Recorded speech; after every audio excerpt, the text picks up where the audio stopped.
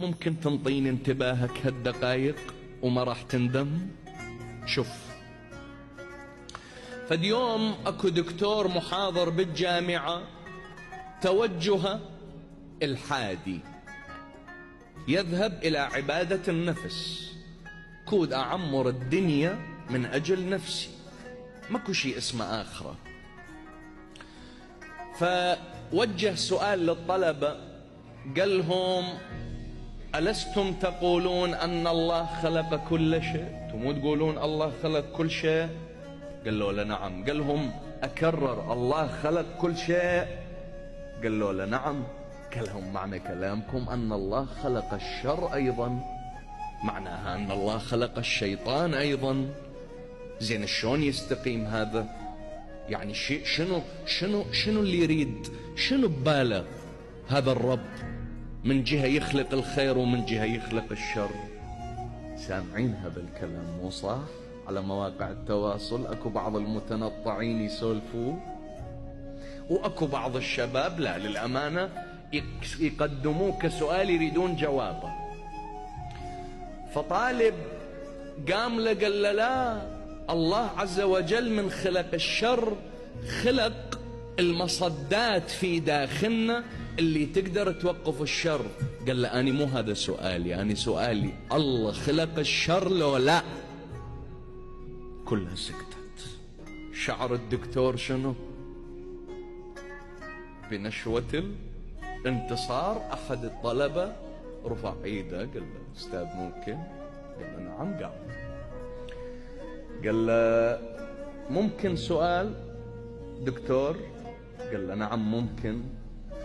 قال له: هل يوجد البرد؟ قال له: نعم البرد موجود. قال له: لا، أنت مخطئ.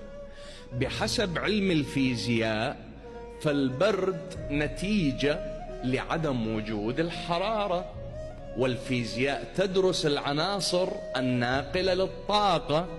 أما العناصر المدروسة التي لا تتفاعل مع الطاقة أسماها العلم بالبرد. فالبرد هو تسمية اعتبارية لعدم وجود الحرارة. صح؟ قال له الدكتور: صح. قال له: سؤال آخر دكتور؟ قال له: نعم. قال له: الظلام موجود؟ قال له: نعم موجود. قال له: لا، بحسب العلم وبحسب مؤشر نيكولاس فإن الضوء هو عبارة عن موجات طولية، غياب هذه الموجات يسمى بالظلام. فمن الناحية العلمية الظلام لا يدرس. لا تجد اليوم كتاب علمي واحد، شبابنا ابني تقدر تتأكد من كلامي وترجع الليلة، لا يوجد كتاب علمي واحد يدرس الظلام.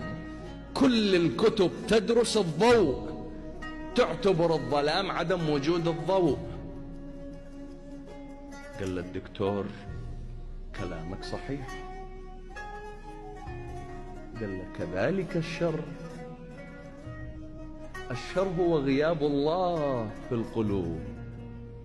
الله لم يخلق الشر. الشر هو غياب طاعة الله. الشر هو غياب الحب. الشر هو غياب الإنسانية. الشر هو غياب الخير. سكت الدكتور، ضربه الضربة القاضية التي لن يقوم بعدها. الله